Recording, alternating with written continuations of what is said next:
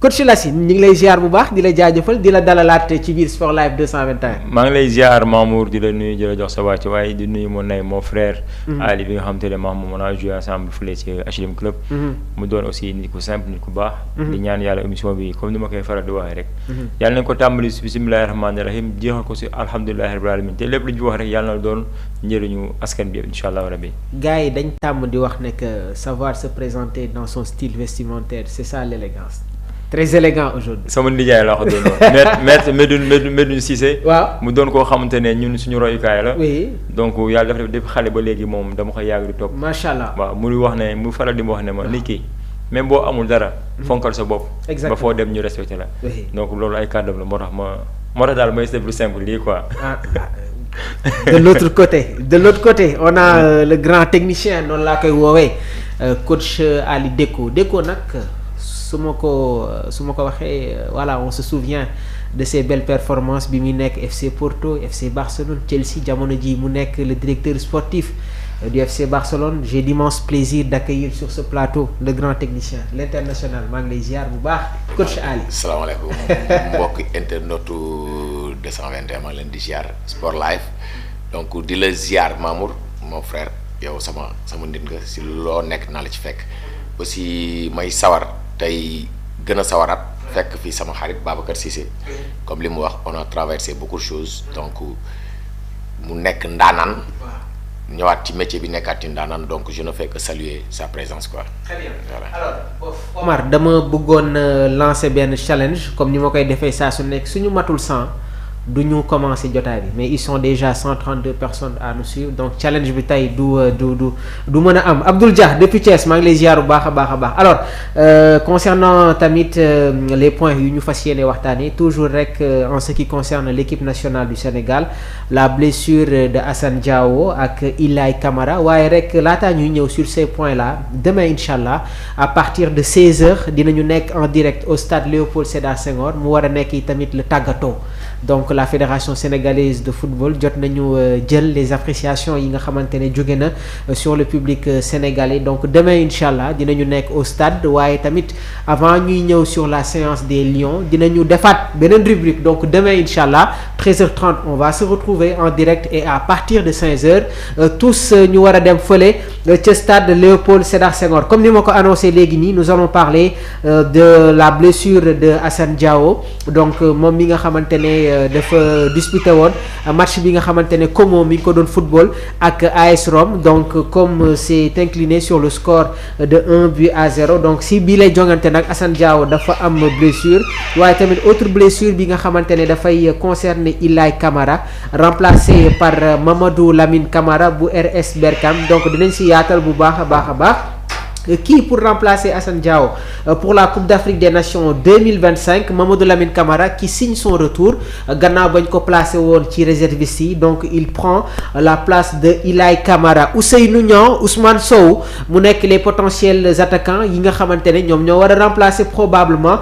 Assane Diao waaye nag am na ñoo xamante ne nee nañu Assane dafa war a ñëw rejoindre regroupement bi donc je pense que le sélectionneur de l'équipe nationale du Sénégal am na ay appréciation yi nga xamante ne dinañ ko indi ci wàllu boobu donc sans plus tarder laataa ñuy dugg dans le vif du sujet dañuy commencer suñu édition avec la une des journaux sportifs waaye tamit yéen ñi nga xamante ne bëgg ngeen participer ci bile émission bi mun ngeen woote sur le 77 259 46 95 ils sont déjà très actifs dans les commentaires donc suñu mbokk internautes ñoom Mathiam ñoom Abdoul ñoom Cheikh Dieng depuis l'Italie la forte communauté de Sport Live 221 donc ñu ngi leen di ziar di leen jaajëfal bu baax a baax donc dañ koy commencer rek rapidement avec la une des journaux sportifs Rewmi Quotidien Sport si xëtam gu njëkk ñi ngi mettre en avant toujours la Coupe d'Afrique des Nations 2025 après Ilay Camara Assane Diao aussi forfait donc mu nekk tamit une triste nouvelle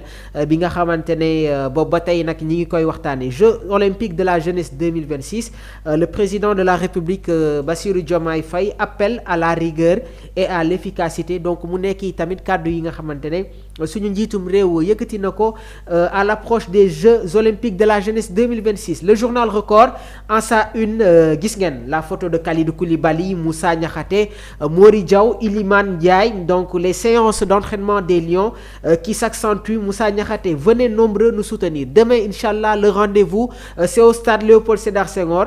Donc 24 Lions se sont entraînés à huis clos hier. Ils reçoivent le drapeau cet après-midi. Donc la cérémonie de remise du drapeau, ce sera aujourd'hui, CAN 2025. Communion entre les supporters et les Lions. Tagato au stade Léopold Sédar Senghor, c'est demain. CAN 2025, forfait d'Ilay Camara. Busquets, entre guillemets, arrive en renfort. C'est le Sergio Busquets de l'équipe nationale du Sénégal. Il s'agit précisément de Mamadou Lamine Camara. Et je pense qu'aujourd'hui, ak ñi nga xamante ne dalal naa leen ci bile plateau dinañ ñu wax exactement les qualités de Mamadou Lamine Camara. On va parler aussi d'un autre joueur muy Ibrahim Mbaye. Coupe intercontinentale, finale PSG Flamengo. Ibrahim Mbaye sur le toit du monde. Donc moom itamit après bi les rencontres war na ñëw rejoindre le regroupement des Lions. Point Actu Sport CAN 2025, déjà plus d'1 million de billets vendus. La CAF promet la meilleure CAN jamais organisée. Donc voilà, ce sera une fête. C'est la fête du football africain et gis nañu ne que le pays hôte Maroc ñi ngi préparé vraiment bile événement. Donc lii moo nekk ni ki tey la une des journaux sportifs. Sans plus tarder dañuy rek ñëw ci li nga xamante ne moom mooy commentaire yi. Abdoul, je vais prendre ta réaction inchallah en direct. Donc comme ni ma leen ko annoncé, la séance d'entraînement des Lions prévue ce jeudi 18 décembre se tiendra finalement au stade Léopold Sédar Senghor de Dakar à partir de 17h30. Coach Ali, si yow laay commencé, nan nga ñuy analyser les informations. Donc gaynde yi war a ñëw fi nga xamante ne moom mooy stade Léopold Sédar Senghor et gis nga kàddu yi nga xamante ne le défenseur des Lions yëkkati na ko muy Moussa Niakhaté nee na public bi ñëw mu war a nekk tamit une communion entre les Lions ak les supporters de l'équipe nationale du Sénégal laataa ñuy dem fële ca Maroc. waaw bon pour man initiative bu rafet la bu baax la. parce que surtout aller s'entraîner à Diamniadio. Oui. Pour public bi ñëw foofu d'abord. assister ko dafay xaw a métti. parce que dafa xaw a sori. yoon bi dem bi ñëwaat dafay xaw a métti ci ñenn ñi. mais ici fii c'est accessible. beneen bi dañu soxla retrouver la sensation entre supporters et acteurs. Très bien. parce que amoon na ay désillusions par rapport ak match yi billets yi et trucs. donc tey dañu war a remobiliser wàlle troupe yëpp. ñu ànd dem suñu xol yi ñun ñëpp boole ko. pour ñu mun dem wuti ndam. parce que tey lépp loolu noonu yëpp pour dem wuti ndam la rek. D'accord. parce que tey l'objectif du Sénégal c'est pas d'aller se présenter c'est d'aller prendre quelque chose donc dafay aajo acteurs yi nekk ci biir ak ñi nekk ci biti. parce que football moom du joueurs yi kese ñoo koy def. les supporters am nañ ci njëriñ donc na ñëpp ñëw ñu en symbiose ñu def waxtaanee ko. entraînement bi neex gars yi tàccu leen. encourager leen bu ñuy dem ñu dem ak xel bu dal. D'accord. Voilà. yaa ngi foofu suba. bu neexee borom bi. Inch'Allah donc dinañu jëlaat réaction demain Inch'Allah. Et Mahou Mandela je pense que du yàgg tuuti dina ñëw dans le studio. Donc il y a quelque chose qui se prépare pour la Coupe d'Afrique des Nations. De l'autre côté comme ni ma ko waxee on a coach Lassi nga nan nga jàngatee bi la information. waaw lii moom lu baax la. vu que équipe nationale xaw na gëj a ñëw Léopold Sédar Senghor. Oui. donc ñun ñëpp xamoon nañ ba fii mujj nan la demee woon. donc lii fête la. du feetu Dakar rek. feetu Sénégal yëpp la. D'accord. waaw bu ñu jàpp ne tey équipe nationale jéewul Diamniadio wala nekkul fa lay defee fête bi fa lay Diamniadio. rek waa ñu nekk Thiès ñu nekk aussi sous région bi du ñu ñëw non foo ñu ñëw xam ne Sénégal seen ay doomu dëkk ñooy football yi. te on a besoin de tout le monde. C'est ça. waaw on a besoin de tout le monde. muy man mi yow mi keneen ak keneen ñu ñëpp war nañu ànd dem dooleel suñu gaynde yi. dooleel suñu gaynde yi mooy dooleel suñu président fédération sénégalaise de football. encore du ma jóg si di wax loolu. équipe bu bees la. dañ am na lu bëri loo xam ne peut-être xamuñu ko. waaw ñu fi nekk jiitu leen fi. ñoom ñoo leen war a tàllal loxo. D'accord. nekkatuma fi rek damay téye sama loxo déedéet. moo tax ma ñu woo ku fi nekkoon mooy maître Augustin Senghor. mu ñëw jàppale rakam.